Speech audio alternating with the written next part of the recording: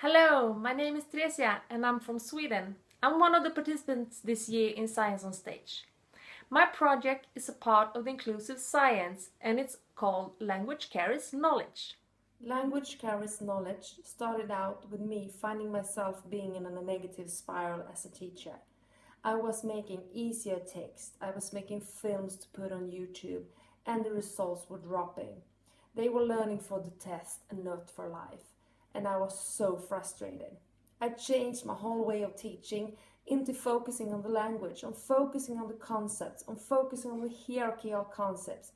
And doing this, I both got a good view of what they actually knew, and I also realized how little they actually knew and how many misunderstandings there were in science. One of the easiest ways to work with the language in science is to focus on the concepts. Just having an envelope full of words and you can play various amount of games and play around with the concepts, using them, explaining them, writing them, talking about them. For working with concepts is very, very unfair. Some people learn the concepts in 2 times. For some students have to hear the concepts and use it up to 400 times. Working with concepts, you also have to start working out what text you actually use. And the more you use the text, the more you realize that the texts are very difficult for the students to learn and to comprehend. This is some of the examples which I do with the texts. And I think the main thing is that the more you teach them different ways to actually read a text, the more they will have the ability to do it themselves. Working with texts, you also need to work with something that are not text related, like models and pictures. In the models and pictures, there are a lot of faults and misunderstanding hidden when the student actually think that there is a roof in the atmosphere where the sunbeams bounce off. And by using the pictures, by using the models, discussing them, finding the faults in them, you can get a lot of understanding from science. Even with all the concepts in the whole wide world, you have to start working with the ability to reason and argue. You have to find the alignment and teach the weak students in arguing to actually how do you do it. You can use the circle model when you teach, you do the comprehension of how do you argue together.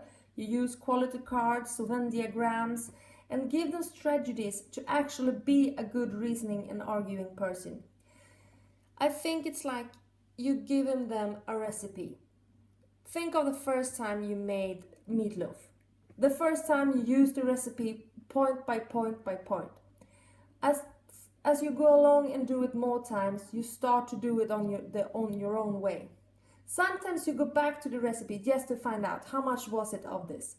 And it's the same with templates. It's the same with working and to teach them to reason and argue. Yes, some students will follow what you said from point to point to point, like a recipe. And maybe they don't have the ability for a start.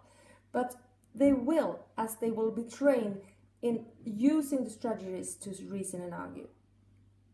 It is completely difficult to explain what I want to have said in a language that isn't my own. But working with language carries knowledge, gives the student an equal chance of learning and understanding science. Some students come to school with a narrow and thin vocabulary. That doesn't mean they have to leave school the same way. For some students, the ability to argue comes naturally. Some students, we have to show and teach them how to. Working like this takes more time during each area, but gives so much back in the students comprehending science and remembering not only for the test. It's like, for me, it's like wearing new glasses and I can't take them off. Thank you for listening. I hope to see you on the fair in Debrecen. Have a good summer. Thank you.